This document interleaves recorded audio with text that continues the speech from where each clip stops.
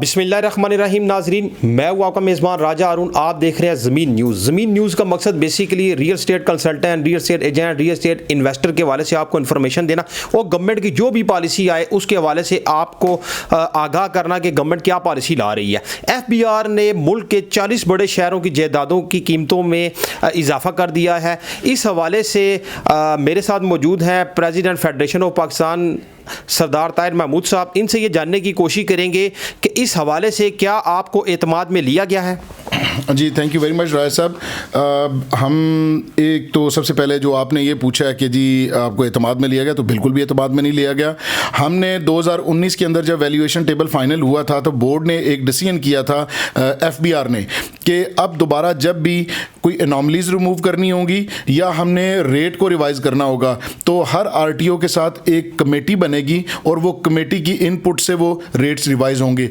उस कमेटी के अंदर इनलैंड रेवेन्यू के अफसरान, चीफ कमिश्नर साहब उसके चेयरमैन थे और मेंबर्स के अंदर एक आबाद का मेंबर और एक रेलेवेंट एसोसिएशन का, उस इलाकाई एसोसिएशन का एक नुमाइंदा शामिल था। इस वक्त जब ये रेट्स रिवाइज हुए हैं तो किसी को ऑन बोर्ड नहीं लिया गया, किसी से मुशावरत नहीं की गई और रात की तारीकी में वीडियो लिंक के ज़रिए एक जगह पे बैठ के और इसको जो रेट्स हैं वो रिवाइज़ किए गए हैं। अगर मैं आपको ये रेट्स जो हैं वो पढ़ के सुनाना शुरू करूं तो आप यकीन कीजिए कि आपको ये लगेगा ये कितने अनरियलिस्टिक हैं और इसके अलावा किसी बिल्कुल अनप्रोफेशनल शख्स ने ये काम किया। अब FBR का एक मुलाजिम है, उसको क्या पता कि प्रॉपर्टी की वैल्यू कैसे असेस करते हैं। उसका उस ज़िंदगी में एक प्लॉट या लिया होगा या एक प्लॉट उसने बेचा होगा, ये तो नहीं। यहाँ तो हर गली का रेट है। ये मैं आपको रेट बताता हूँ कि F7 के घर का रेट, F7 की जो लास्ट वैल्यूएशन टेबल के ऊपर 91,300 पर स्क्वायर यार्ड वैल्यू थी। अब इसको क्या किया है, 3,50,000 रुपये। यानी अगर 2,000 गज का प्लॉट है, प्लॉट मार्केट के अंदर प्राइस है उसकी 40 करोड़ रुपए, आपने टैक्स पे करना है उसके ऊपर 70 करोड़ रुपए के हिसाब से। अभी तो आपको ये रेजिडेंशियल है, तमाम रेजिडेंशियल का इसी तरह है कि जो फेयर मार्केट वैल्यू है उससे भी बाज़ का 200 टाइम्स, 300 टाइम्स, 400 टाइम्स और 500 टाइम्स ज़्यादा प्राइसेस की गई हैं। नॉन प्रोफेशनल लोगों ने ये काम किया है और सिर्फ प्राइम मिनिस्टर को नाकाम करने के लिए प्राइम मिनिस्टर का जो कंस्ट्रक्शन का पैकेज है उसके खिलाफ ये एक बहुत बड़ी साजिश की गई है। सर मुझे ये बात बताइएगा, इस हवाले से FBR ने जो नई पॉलिसी दी है आपका क्या लाएअमल है। आप अपने रियल स्टेट कंसल्टेंट्स और जो लोग हैं इस शोबे से वाबस्ता, उनके लिए आप क्या लाएअमल इख्तियार करना चाह रहे हैं, आपका मैसेज क्या है। जी राय साहब, बेसिकली हमने कल रखा है कल 2 बजे प्रेस क्लब इस्लामाबाद के अंदर एक प्रेस कॉन्फ्रेंस है। वो एहतजाज भी है, वो प्रेस कॉन्फ्रेंस भी है।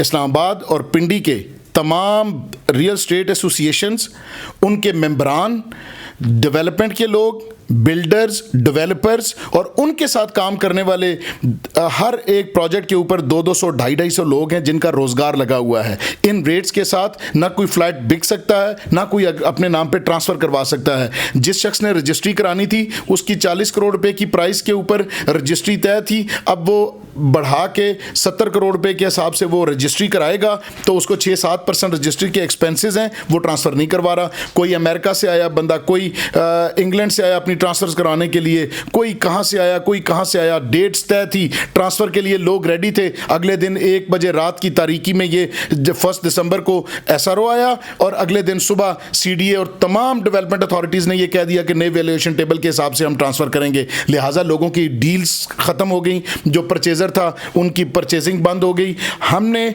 ये जो कल का हम ऐलान किया है प्रेस कॉन्फ्रेंस का, इसके अंदर अपने हम अगले एहतजाज के बारे में हिकमत अमली देंगे। अगर गवर्नमेंट ने ये होश के नाखुन ना लिए और इनकम्पिटेंट लोगों के हाथों इस सेक्टर को तबाह करने पे गवर्नमेंट अगर तुली हुई है तो हम इन FBR वालों को ये काम किसी सूरत नहीं करने देंगे। हम ये नहीं कि 2000 लोग लेके और आप बैठ जाएं, फैज़ाबाद के ऊपर कोई भी शख्स आता है और आपसे सारी चीज़ें मनवा के चला जाता है। हम जिस दिन एहतजाज का ऐलान करेंगे उस दिन GT रोड के ऊपर काम करने वाले तमाम लोग GT रोड से GT रोड को ब्लॉक करेंगे। कश्मीर हाईवे के इर्द गिर्द आबाद सेक्टर्स में जितने बायर हैं, सेलर्स हैं, रियल स्टेट एजेंट्स हैं, बिल्डर्स हैं, डेवलपर्स हैं, हम कश्मीर हाईवे को ब्लॉक करेंगे। और जो एक्सप्रेस वे के ऊपर काम करने वाली गुलबर्ग, गौरी टाउन, PWD, समा गार्डन और यहाँ बैठा हुआ जो रियल स्टेट कंसल्टेंट है बैरिया DHA का, वो सारा एक्सप्रेसवे बंद करेगा। तो हम ये ज्यादती अपने सेक्टर के साथ किसी सूरत नहीं होने देंगे। प्राइम मिनिस्टर साहब की इसके ऊपर बहुत मेहनत है, रियल स्टेट कंसल्टेंट्स की इसके ऊपर बहुत ज्यादा मेहनत है,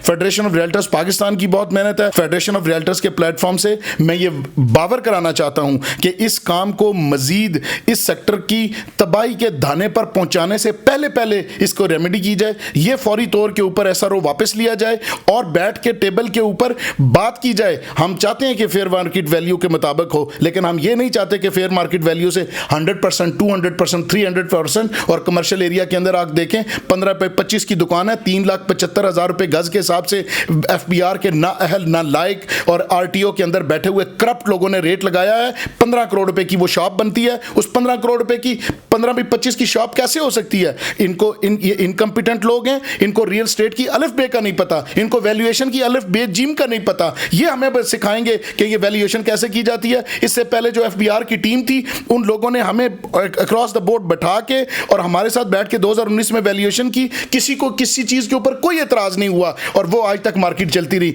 ये आए हैं, ये समझते हैं कि हम पहले वालों से बहुत ज्यादा समझदार हैं, हम बहुत ज्यादा अक्लमंद हैं। पहले वाले बेवकूफ थे जो स्टेक होल्डर को ऑन बोर्ड लेते थे, हम बहुत ज्यादा अक्लमंद हैं। तो इनकी अकल के ये इनकी अकल है जो आप इस वैल्यूएशन टेबल को रातों रात जो अपलोड किया गया है, इससे इनकी अकल का आप अंदाजा कर सकते हैं और इनकी अकल के ऊपर आप मातम कर सकते हैं। थैंक यू सरदार साहब।